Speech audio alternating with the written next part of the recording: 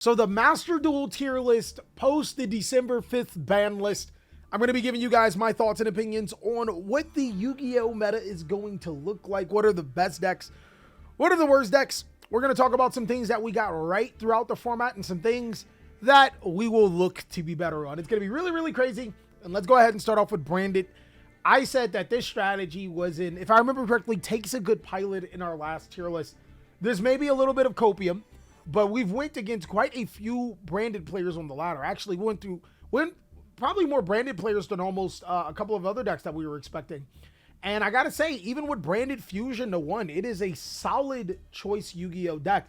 It seems that almost every deck that was really popular or powerful is almost hit to the same reason as branded, to the same reasonability. That's not a word, but it's almost hit to the same way branded's hit, where the consistency cards are hit. I think that branded is actually a solid choice because not only does it get more support coming up in the future, Guiding Quim is going to be crazy. That card goes bananas. Also, the Albion monster is really, really good. But I think once smart branded players realize that, the Blazing Cartasia is actually a cracked Yu-Gi-Oh card, they've been successful ever since. The one branded fusion is pretty much just your auto win button. That's no longer as easy to get into, but still pretty powerful deck. I would say solid choice. Black Wings, I want to put him in takes a really good pilot. I'm going to put them in a real challenged. The reason why I think Black Wings aren't good, and this is their only reason, they're inconsistent as all. They're so inconsistent.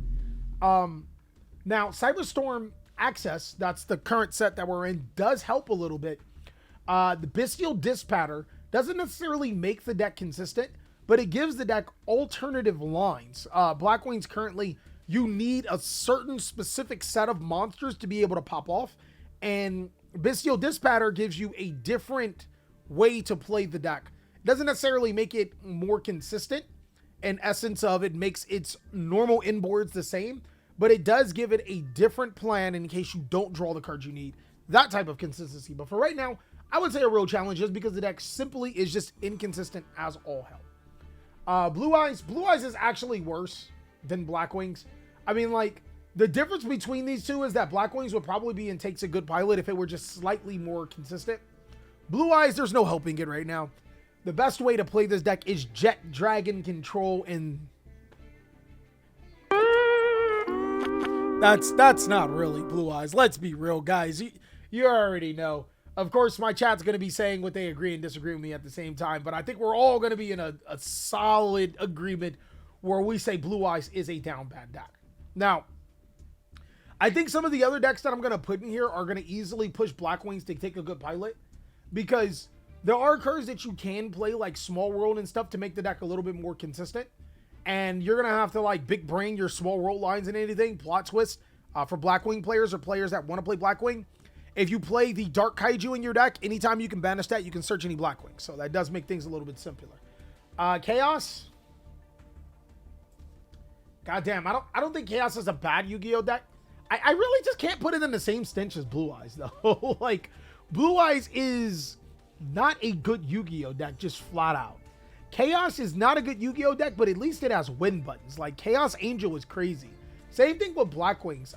Black Wing Assault Dragon. Black Winged Assault Dragon. 3 of those, crazy. The plays it can make, crazy. So it's really hard to, when you say Blue Eyes' best card is Jet Dragon and Skill Drain, and these two actually have legitimate cards that if they go off, they're a lot of times winning you the games, right? Chaos did lose one Chaos Space. I would still say it's better than Blue Eyes. If I'm putting the deck in the real challenge, I think it's in the same line as Blue Eyes. I don't think that for the other four, but like, Blue Eyes is just stench, right? Like, unfortunately. Dark Magician is better than Blue Eyes, but not by much. These two decks are down bad, chat. These two decks are just not good. One thing I would like to point out is that I would like Blue Eyes to have a starter deck like how Dark Magician is. I think all of the cards, all of the protagonist characters should all have starter decks, especially considering how expensive this deck is. But Dark Magician is a real challenge too. It's a lot better and more consistent than Blue Eyes, but it's very, very easy to stop once you see it coming and once you know what to do. Dark World, Dark World's almost just as good as Blue Eyes, to be honest. Which, if I'm being so real, Dark World does have better things going for it, like the big fusion summon monster, the ability to disrupt your opponent with Grapha and stuff like that. So I would say that it's better. Takes a really good pilot is where I'm going to put it. I think that its big problems right now is just Cash Tira and Dimension Shifter. Yes, this is the Master Duel tier list. Next is going to be Dinos. So, Dinos will be getting Transcendosaurus monsters and Xenoground. And that will make the deck like a million times better. It genuinely is. It's going to make the deck ridiculous. With 3 miscellaneous Ceres, I can say that the deck will be consistent. It will be fairly powerful. But for right now, I'm going to put it in Takes a Good Pilot. The problem with Dino right now is that we have it full powered and it still doesn't do anything. I think some of that can be attributed to Dinos is crazy expensive. Like, Dino should not cost all of that just to be able to play. I think that that's terrible. But at the same time, it will be a deck that's a lot more powerful once Xenoground and cards like that come out. Dogmatica, this deck is like really, really bad against players that know how to play the game, and can be really good against players that are ultra reliant on the extra deck or players that don't know how to counter this deck. So these two decks, Dinos is at least borderline.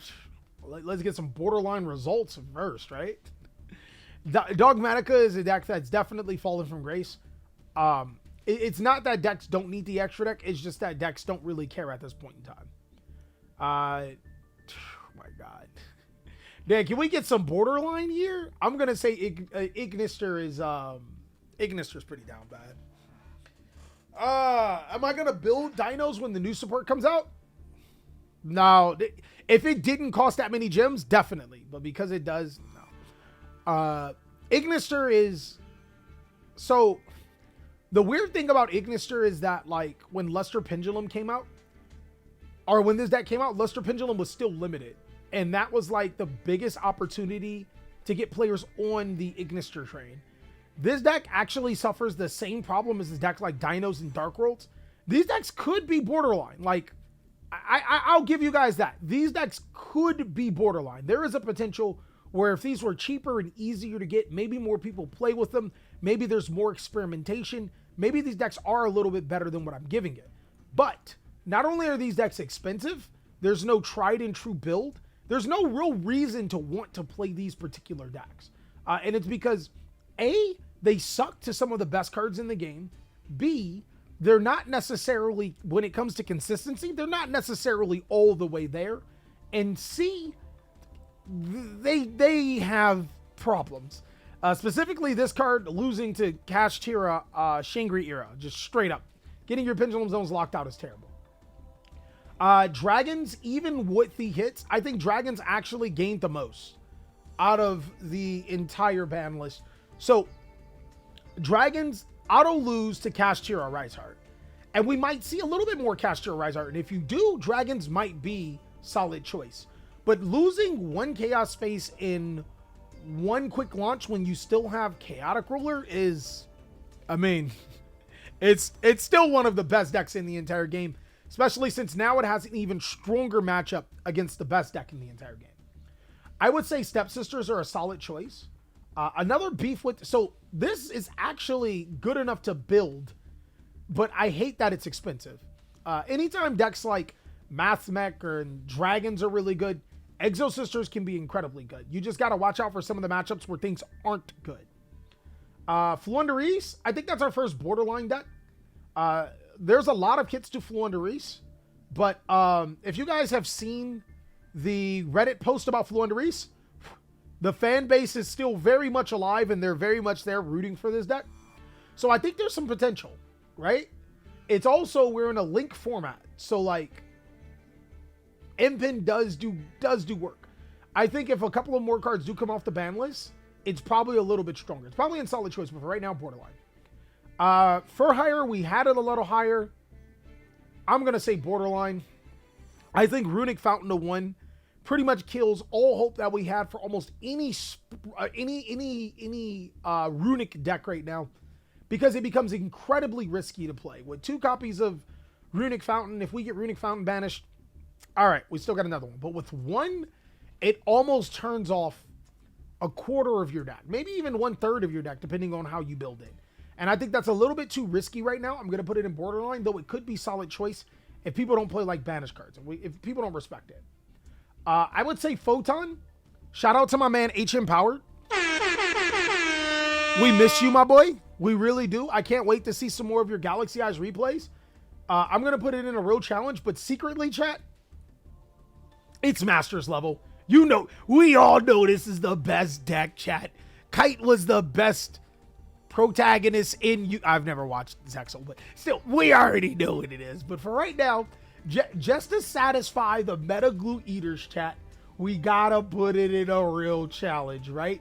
They don't see Galaxy Eyes like how we see Galaxy Eyes. They're not top dogs.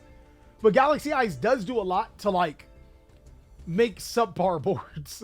Like, with the same amount of cards in hand, some of the other combo decks can actually make really powerful monsters like Baron de Flor and stuff like that. This deck makes, like, the Galaxy Photon monster that only negates monster effects, right? It's kind of crazy. Maybe wait for the new Photon card. This deck is top tier. This deck's top tier. Just wait for the new Photon cards, guys. Generator? Okay, so Generator is actually making some buzz inside of the TCG. And I'm trying to think, what cards are you guys missing for Master Duel? I don't think there's any. I don't think there's a single card. So this deck is crazy. It's probably hidden good. I'm going to put it in borderline.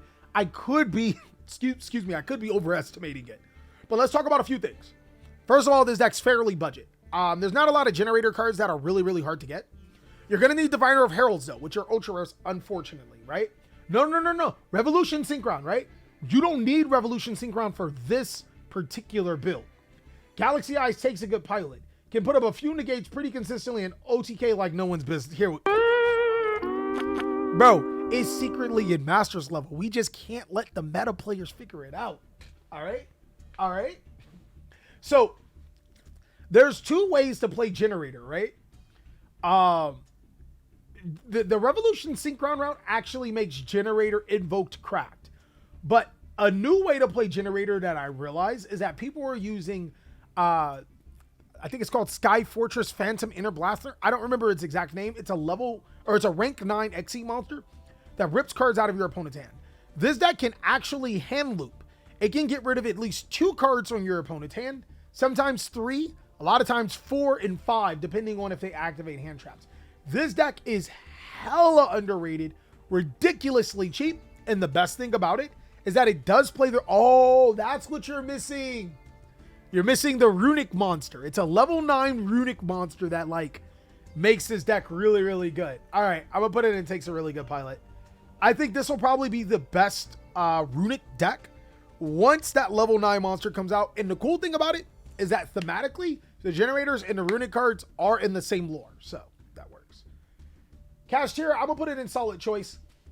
This deck is trash. Yeah, Mr. Taco Shark, I know you said, but Runic Fountain at 1. Ironically, Generator Runic only plays 1 Runic Fountain. So, like, they literally use the Runic cards to special summon the level 9, and then the draw is like, okay, it's just because I have it. So it's crazy. Kashtira is solid choice, strictly because of Kashtira, right, Heart? The card is what Master Duel Dark Law is for a lot of people, except the deck is a little bit more accessible to it.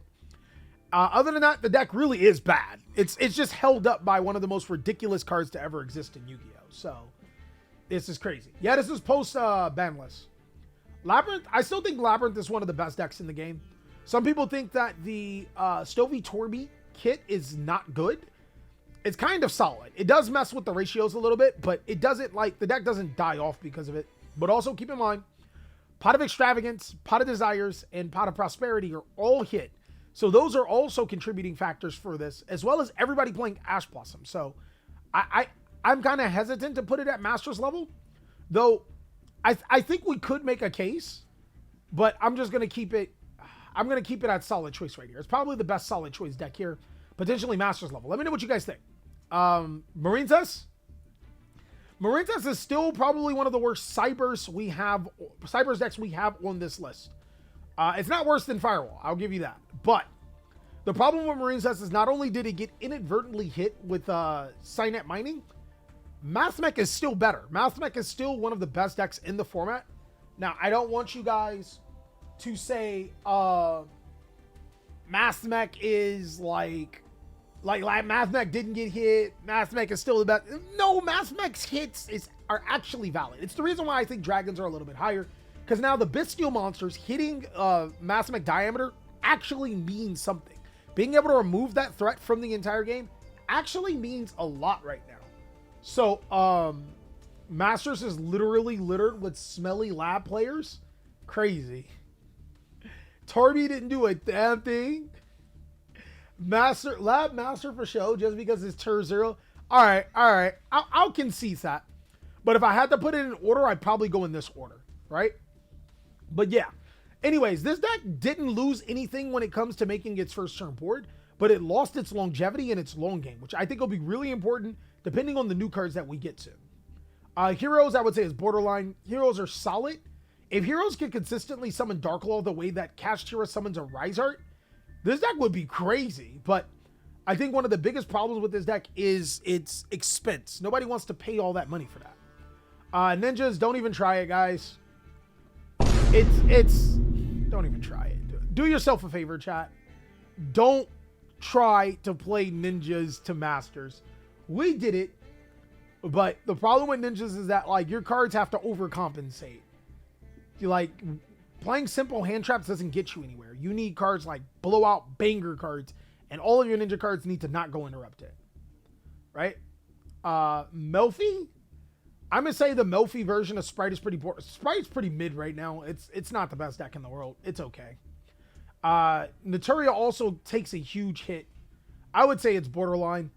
Before I would say Naturia is pretty good against Labyrinth. It's pretty decent against Cyberse. Because ironically, this deck uses a lot of spell cards, so you can Naturia Beast this, and you can Naturia Parky on that. But the Runic cards being hit really, like, that probably does make Labyrinth Masters level, because you don't have to worry about Runic just destroying your stuff. Plunder Patrol. I think Plunder Patrol is solid choice. It did not get hit, guys. It actually got a little bit stronger. You don't have to play the Runic variant. It's not that bad. I think it's solid. I would say that Gold Pride is borderline. Or I'm sorry, Punk is borderline. When you get your Gold Pride cards, this deck probably becomes solid choice to Masters level. But for right now, the deck just doesn't seem to do enough. Pearly, solid choice. Losing Delicious Memory in Pearly doesn't necessarily hurt the deck in the beginning, but once you start to go into the long games and once you start to miss on your Delicious Memories a little bit more, it does start to bother you. I will say though, E-Pearly Noir, the little one, yeah, it go crazy. It make this deck crazy. Gold Pride should be in next month or New Year. Yeah. I would say that Rika's a solid choice. Rika's pretty good because Mathmech has to respect their field spell, which means all of your spell and trap cards can pop off. Good at breaking the Dragon Link boards, and Boral Sword doesn't do anything. Where it would struggle is against decks like Labyrinth, but that's actually a trade-off that you want. It's not that bad. I would say Scareclaw is still one of the better decks in Master Duel. It's probably the best version of Kashtira here. Now, granted, this is a Link deck, so like I think that's what brings this down to here. These two are Link decks, and they can like, yo, you said what in defense? That's crazy, and then just keep playing. And then this deck obviously doesn't really need Link monsters or anything, so I would put this in probably like high solid choice. These really aren't in order, but if I had to order them, it'd probably go Pearly,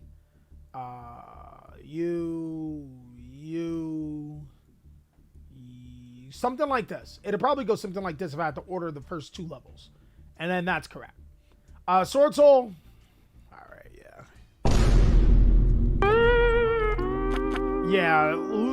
I'm not saying losing Pot of Desires is terrible, but Sword Soul was already like, yeah, like it's already down bad, guys. It's not great. Tier limit borderline. If we start to see more Bestials, then this deck kind of phase out a little bit more, you know, because obviously it's good against Mathmech, and it's actually pretty decent against Labyrinth. But it's still a solid Yu-Gi-Oh deck for some reason. Thunder Dragon. Yeah, no. I tried, chat. Chaos Space is at 2 now. Don't even... It just got worse. This deck almost became unplayable. I don't think Trap Tricks are terrible, but yeah, let's just put it here. It's not that good. Trap Tricks going second is a death wish. Like, every time we play against Trap Tricks, if you can summon a monster over 2,500 attack, which, I mean, most Yu-Gi-Oh decks can, you auto win. Like, there's nothing they can do. And then if you can ignore their trap cards, you auto win when you're going second. It's not terrible, but yeah, this deck kind of fizzled out. Firewall decks, definitely a real challenge, guys. Don't try it. Now, the Firewall cards are amazing in decks, but definitely not good. Yeah, Hungry Hamburger can definitely be a real challenge. This deck wasn't even good in the Ritual Festival, so that just goes to show you how down bad this deck is. It's like a worse Rika. Way worse. Our trip to playing Vanquish Soda Masters have been very easy. I will say the deck is borderline, probably even closer to takes a really good pilot. And the reason why I say that is because, like, this deck actually requires a brain to play. Like, you need a brain. If you do not have a brain, you're not winning with this deck. You just give it up. It's also incredibly fair. Excuse me, it's incredibly fair, even when you have a brain. So I would, like, I think it's the tweener between these. The only reason why I give it the nod is because this deck has more powerful cards than most of these decks down here, right? Hungry Hamburger is an amazing deck in the festival. He's coping, chat. Tri-Brigade. Where would I put Tri-Brigade?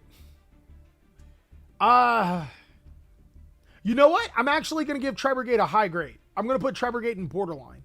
I'm lying. I tried. Lyra Lusk. I need some proof that the Lyra Lusk, the one Lyra Lusk card, is the reason why this deck is not, it was like just fell completely off the map. Not because of effect negations like Effect Veiler and stuff like that. I need actual visible proof. Can't wait to see you guys' replays with this deck. And Pure Zodiac, Zeus is still at 1. This is still a real challenge to play. I think Triple Giant does help, but I mean, the deck really is just a stun Yu-Gi-Oh deck. And stun Yu-Gi-Oh decks don't necessarily last very long or go very far in Yu-Gi-Oh right now. And that's all that I have for my tier list post the December 5th ban list. If you guys have any questions, concerns, or listening to the bozos on the sideline, because some of them are just completely wrong, right? Or maybe some of them are completely right. Let me know down below in the comment section. I can't wait to see what you have to say.